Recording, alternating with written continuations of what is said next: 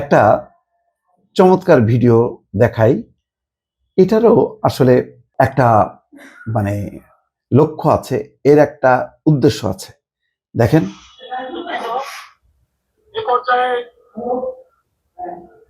আপনাদের সামনে বক্তব্য নিয়ে আসছেন বাংলাদেশ জাতীয়তাবাদী দল বিএনপির মনোনীত আমাদের বিএনপির চেয়ারম্যান জনাব তারেক রহমান মনোনীত ধানের শীষের প্রার্থী নওগাঁ নিয়ামতপুর প্রচার সভার জাতীয় মানুষের নেতা দেখছেন নিয়ামতপুর উপজেলা অসাধারণ।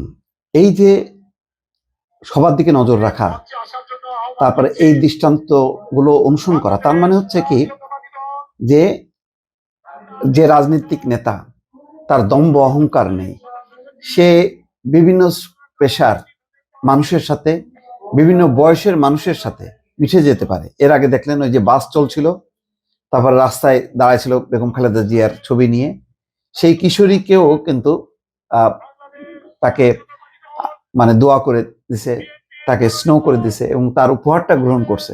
এখানেও দেখেন এই যে বাচ্চা মেয়েটাকে, এগুলো হলো এই মেয়েটার জীবনে একটা স্মরণীয় অধ্যায় হয়ে থাকবে।